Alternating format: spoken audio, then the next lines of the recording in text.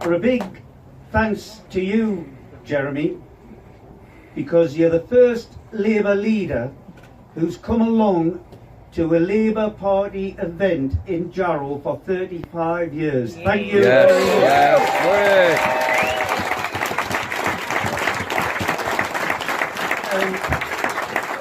I thought it would be a big task, but when Will Flynn asked me, can we get Jeremy Corbyn to do this terrific occasion, I said I'll try, with the 35 years in memory. Well, I went in and went into Parliament, and Jeremy was in his usual place, which is you know where to find him on a morning when he's in Parliament and he's not doing his business outside, and he was in the canteen getting the teas and coffees for his staff, queuing up. So I seen him there, and by the way, I've got staff in here, so don't get any ideas. Right, Paul. But I seen Jeremy, and I asked him, I said, any chance of you doing our 80th anniversary of the Jarrow March? And he looked me in the eyes, and there was a pause, and I thought, what excuse is going to come out here? But he didn't. He looked us sincerely in the eyes, and this is true. He says, it would be a privilege. Yes.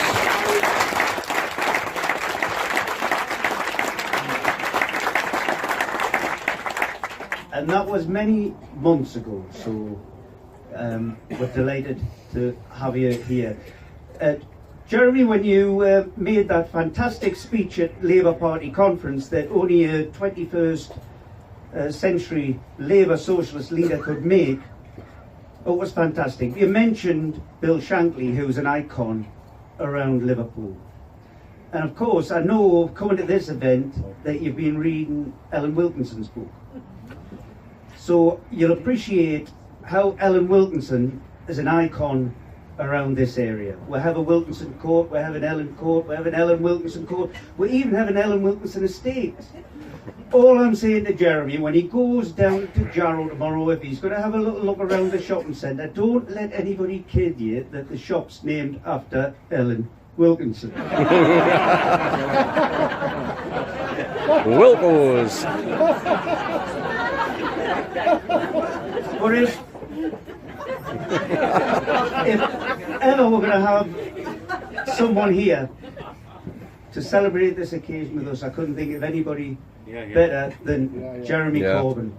Because we know he would have been a supporter of the Jarrow Marchers. He would have been a Jarrow Marcher if he lived in Jarrow. And I just look at the idea of the movie Back to the Future. If we could stick Jeremy in that car and he went back to 1936, when those weary, defiant marchers left Edgware on the last leg of the Jarrow March, that 8 mile in to Marble Arch, there would be a man standing on the side with a beard, wearing a cap, shouting out loudly in support, and also handing out sandwiches with damson jam from his own allotment.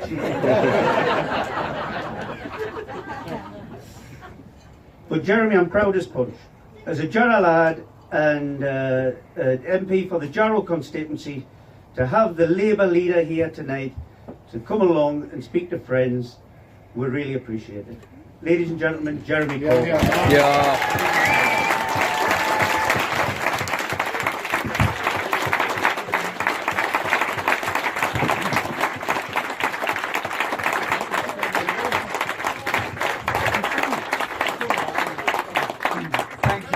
Thank you so much. Gavin, Laura and I were a bit delayed coming here because the train was stuck behind other trains, but you know it was a Virgin train. Every inch of floor space was taken, so we were forced to sit on the seats. And now we're here. Can I say, I'm sorry we're a bit late arriving, but we couldn't do much about that. Can I say thank you very much? And when Steve came to me and said, will I come and do it? I absolutely meant it, because to me, doing this event in memory of the Jarrow Crusade and in memory of Ellen Wilkinson and all that the Labour movement in this area stood for at that time is something we should never forget and learn the lessons of it for today as well. Because if we don't know where we've come from, we don't know where our principles have come from, we'll never know where we're going to. We go forward on the basis of those who've gone before. So Steve, thank you very much for that welcome. It's great to be here to work with you. And also welcome to colleague Dave Anderson. Thank you, Dave, for fantastic work in the Shadow Cabinet. And if Dave stares at me during a Shadow Cabinet meeting, I know he's about to tell me something very profound, or that he thinks I'm talking rubbish. Or both. Dave, thanks ever so much for all your help and your support. It's absolutely fantastic. Ian Manns is here somewhere, isn't he? Ian, thank you for all your help and all your support and all your brilliant advice. You're a great friend and a great comrade. Thank you very much for all your help. And I know Don Dixon can't be here tonight, but I want to wish him well, because Don was the Deputy Whip when I was first elected to Parliament. I've always had a sort of strange relationship with Labour whips, actually. But Don was always the most understanding, if the most gruff whip I'd ever had in my life. He'd say things like, well, you're going to do that anyway, so why are you telling me? I'd say, just out of courtesy. He said, aye, okay, that'll do. He didn't, but he is a lovely guy, and I wish him all the very, very best for tonight. And I think we can all send a really good, warm message to Ronnie Campbell to hope he gets through what he's going through at the moment. Because he's a great friend, and we obviously wish him all the very, very best. Could I also welcome here the council leader? Where is the council leader? Please rise, council leader. Thank you so much. Thank you so much for all that you do. And can I welcome all the councillors here from whichever local authority they're in, and the work that you're doing, because being a councillor is a joy and an honour, but also very difficult.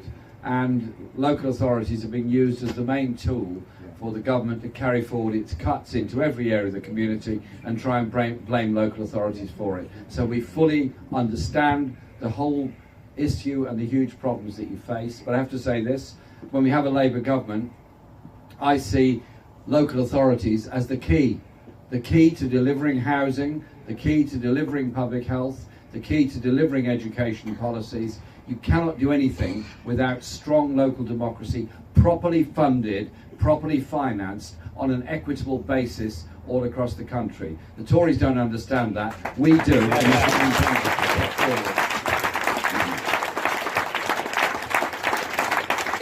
The union's role in our party is absolutely central to our very existence, and I'm really pleased to see the unions that have supported tonight's event and so many union members and representatives here tonight, because I don't believe as a party we should ever apologise for the fact that we were founded by trade unions or supported in large measure by trade unions, because they are part of everyday life. As a former union organiser, I used to be very puzzled by journalists who'd say to me, well, what do you think the public will think of what your members are doing?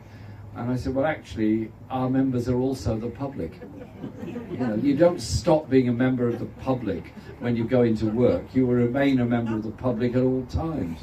And I thought it was a very strange approach to things. And so the work of unions day in, day out is crucial, but it's also crucial that we are prepared to stand up for the rights at work, and that we're doing. And Workplace 2020, which is being led by Ian Lavery, who is not here tonight, but I'm going to thank him greatly for the work that he does on this, is about rights at work, is about rights for people who are self-employed, is about conditions at work, and is about empowering people. And that is the study we're doing at the present time.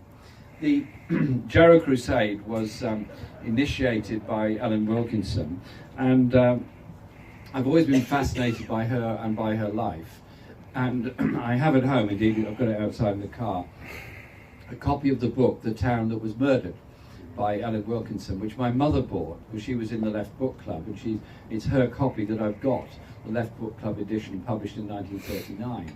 And it's got a lovely opening line where she said the book was written with great difficulty because she had to finish it whilst Parliament kept on being recalled because of the imminence of the Second World War. And she said it was a race between me and Adolf Hitler as who would get there first. And she said, I won. So she produced the book just ahead of the outbreak of the Second World War.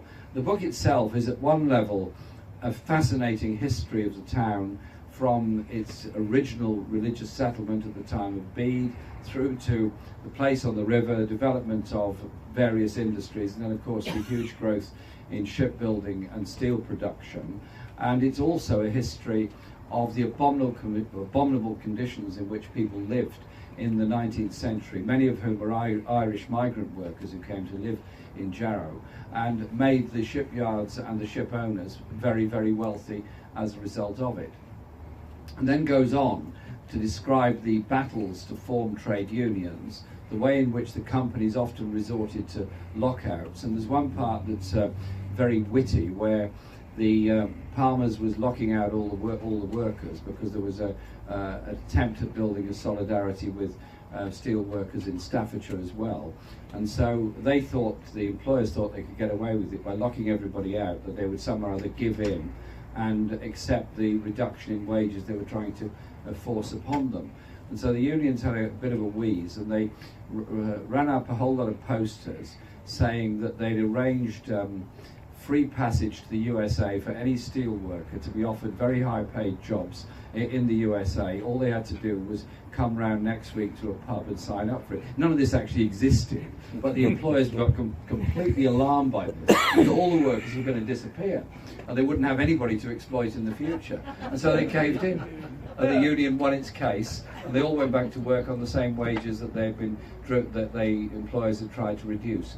And so that history, and I just admire the way Ellen must have written this book during a period of immense difficulty, because being an MP is very hard work anyway, but she's written this amazing book, and then describing the way in which the whole town so rapidly declined during the deep recession. And she says the final point was when the post tried to deliver a letter to the shipyard, and it was sent back as gone away, no longer here. And that was the final end to that. The Jarrow Crusade was, of course, a cry from the heart, a cry of desperation, a cry to try and make the rest of the country wake up to understand what was going on. And it took place. Amazing experience it must have been for the people in it.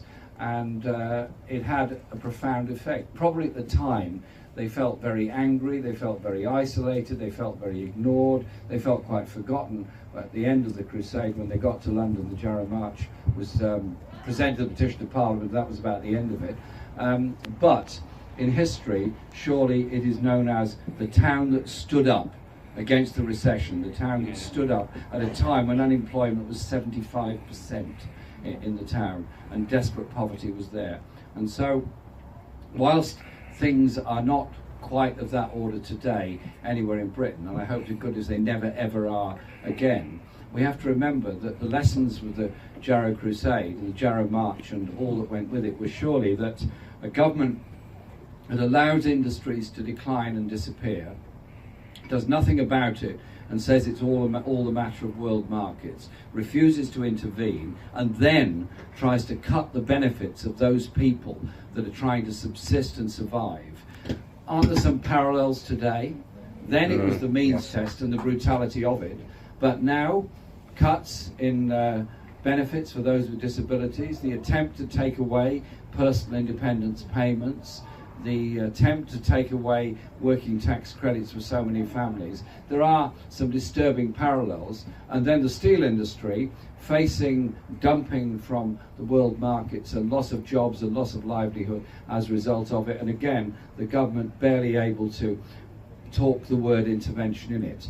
We in Parliament have obviously opposed them very, very strongly on them. And I tell you this, when as a party we stand up and say no, we're not having it, we're very, very strong. Hence we did defeat them on working tax credit cuts. We did defeat them on personal independence payments. It shows as a party when we stand up we can achieve things together. And that surely has to be the message that we put forward.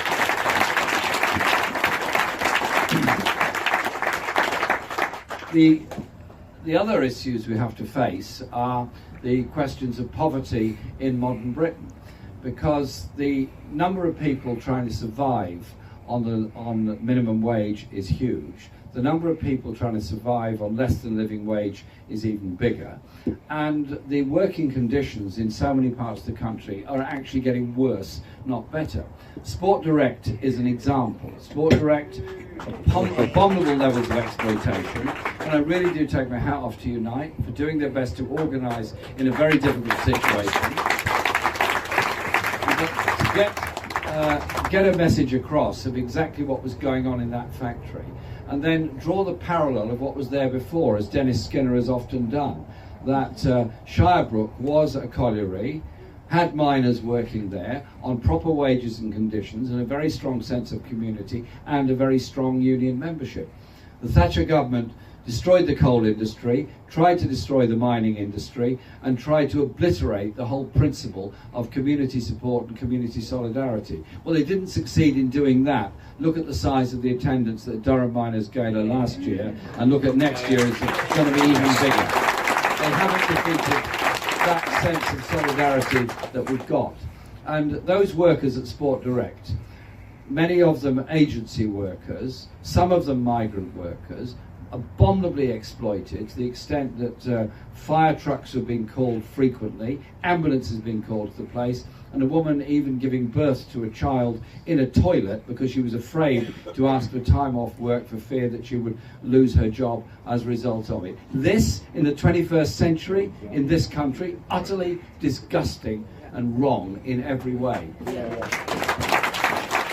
if we can collectively force Mike Ashley into paying back unpaid wages and be shamed into doing that, doesn't that say something about the need for much stronger employment protection legislation all over the country? So we've got to end the whole principle of 0 hours contracts. We've got to end the insecurity that goes with it. And we've got to ensure that anyone who's in a job at least knows what wages they can minimally expect. It might be part-time work, whatever else, but it cannot be right that 1 million people have no idea what their income is going to be from one week to the next. They may have children to bring up, they may have rent to pay, all kinds of things. They need that basic security. And so we are looking at all those issues. That's what Workplace 2020 will do, and those are the kind of principal policy areas that we're working very hard on in the party at the present time.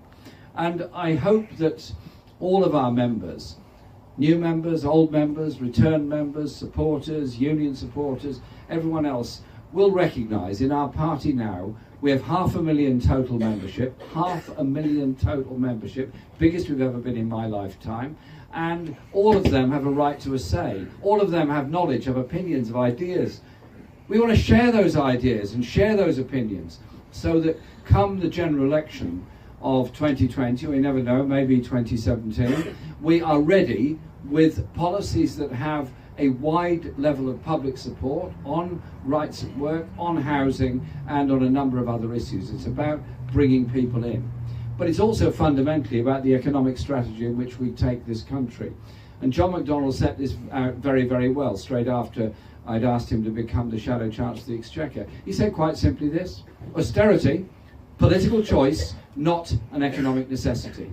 We have had now 6 years of austerity, 6 years of falling living standards and wages for the majority of the population, 6 years of growing inequality, 6 years of underinvestment in housing, 6 years of cuts in local authority funding, 6 years of underfunding the National Health Service. And at the end of it, what do you see? A developing crisis of immense proportions, particularly in housing and in health, and of course in employment prospects for many young people. And so we have to look at things differently. Therefore, our policy will be a large national investment bank, regionally based, so that the North East doesn't get forgotten on capital investment projects in the way it far too often has been. And that we recognise the basis of economic growth is investment in infrastructure, particularly railways and broadband technology, but it's also a preparedness to invest in industries, particularly frontier technology industries. Because for too often in this country, we've been very good at inventing things, very good at all that sort of research, but not taking it anywhere further forward. I'll give you one example. There's a man called Professor Eric Laithwaite, was a professor at Imperial College in London, and he developed the linear motor. Very, very clever idea.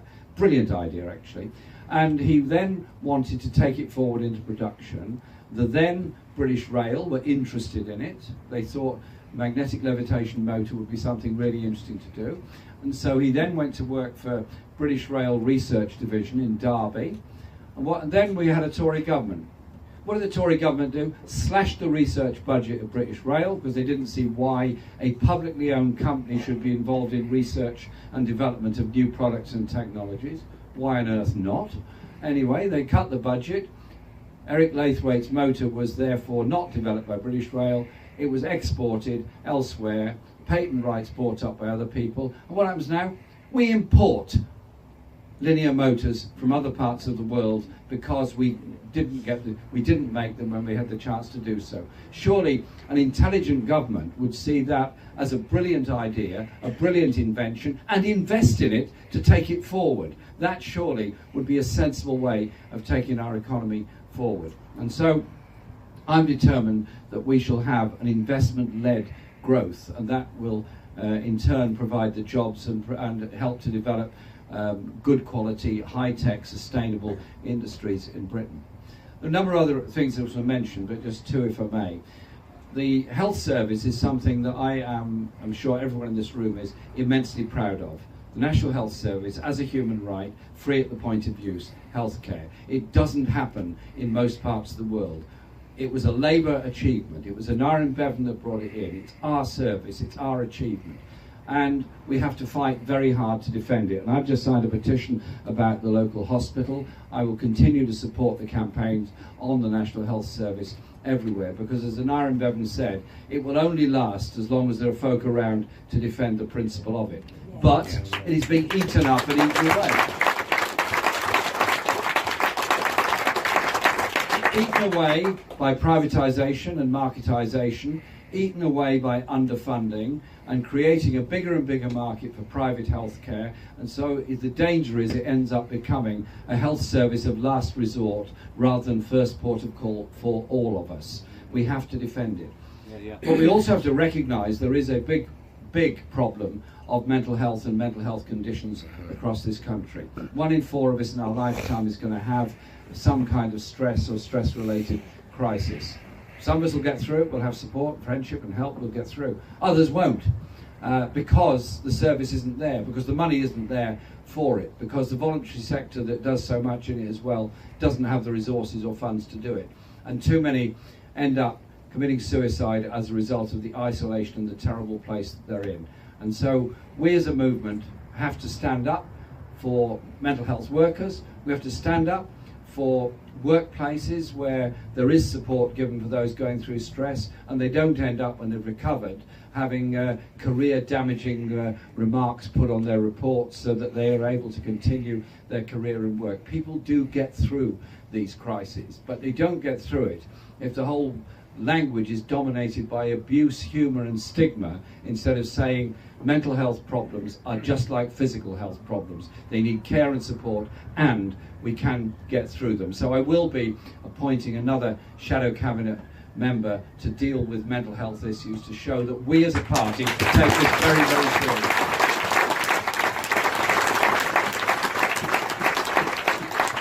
And that's absolutely the last and only thing I'm going to say about shadow cabinet appointments.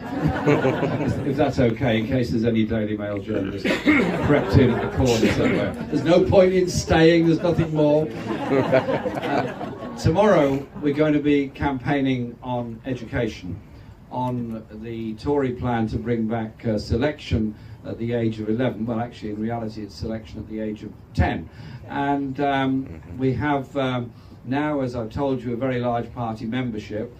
And I got a call last night from our General Secretary, Ian McNichol, to tell me that this is already the biggest campaign accepted in an election the Labour Party has ever mounted.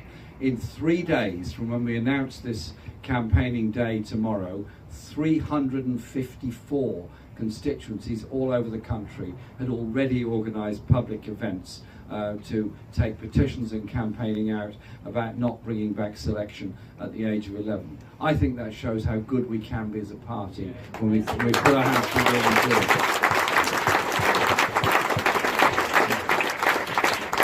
And the selection at the age of 11 is something that is a complete anathema to me, because if you have selection at the age of 11, a minority of children will pass this test, will go to a selective school, and the majority will not. And then you start looking at the minority who will pass it. They will pass it because they're able, they'll pass it because they're coached, they'll pass it because of the support they've got to get through it. And it will create an effect on them that will last for the rest of their lives, and there'll be an effect on the majority of children who are not selected at the age of 11, an element of rejection of them. It's something that I found profoundly unpleasant when I grew up in a town that had the 11 plus. I just found it horrible, the way that children that had been happily playing together as friends were suddenly separated because one had been deemed to be smart, the other less smart. That is no message ever to give to any child. Surely our whole principle as socialists is that we have to reach out to everybody, give every child the best chance they could possibly have in life, and instead of cutting school budgets at the same time as pouring money into free schools and new grammar schools, shouldn't we be funding every school properly and encouraging and supporting every local education authority to be responsible for the schools in their area? Yes.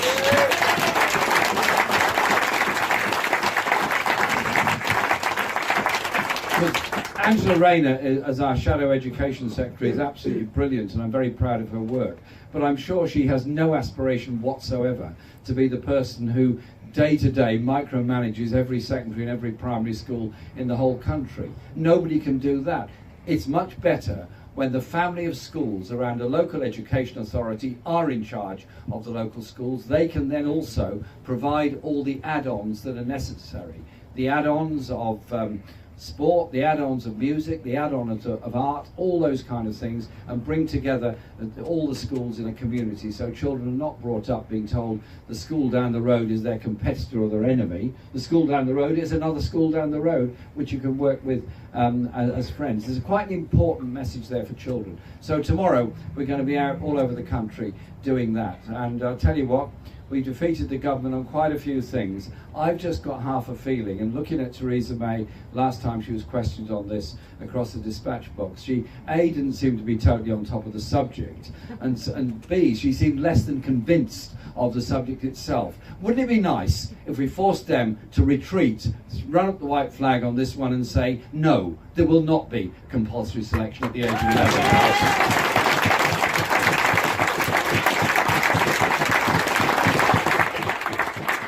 But our aims on education are not just about defeating the Tories. I'm very keen that we should have a national education service that helps give universal preschool chances for all of our children to come together, not necessarily in a totally educational atmosphere, because I think it's socialisation of under primary school age that's actually more important, because that way kids learn sort of basic social skills but also get to know each other much better, and therefore often do better in school after that. And taking it through the school years, we then look at what the Tories have done at the other end.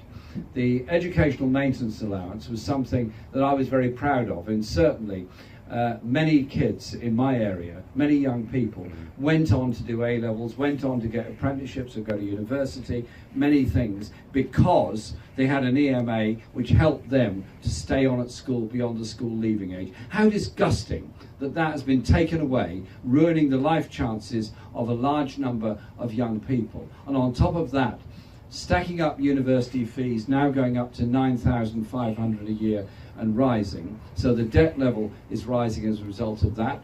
And is it very surprising that this year, for the first time for many years, a number of working class youngsters going to university is declining, not increasing? And that trend will go on and on. And so I'm absolutely determined we will bring back the EMA. We will ensure that we bring back the university maintenance grants. We will reduce university fees. We will not ensure that every student is left with the most dreadful debt when they come out of university. And I say that because I believe education should be a right, not a privilege. If somebody is well educated and they become a good nurse, a good engineer, a good architect, a good teacher, yes, they do benefit individually, of course they do. But we all benefit as well. We all benefit from an educated and talented society.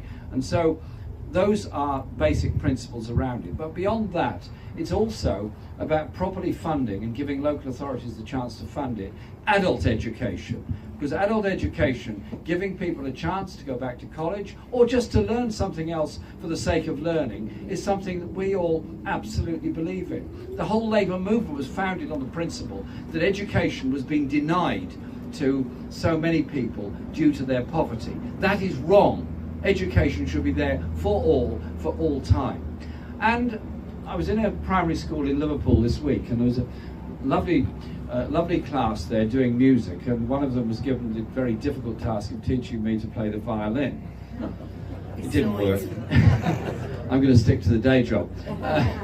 But I was just very impressed with what they were doing, very impressed with the way in which they came together to do music and the way in which they developed from it. And so one thing I want to achieve is that every school gets a proper culture budget, a proper arts budget, so that every child can learn a musical instrument, and we unleash the artistic and imagination in every child in the future. A Labour government set up the Arts Council, a Labour government set up the Open University. Let's let the next Labour government have a pupil premium for arts and culture for every school all over the country.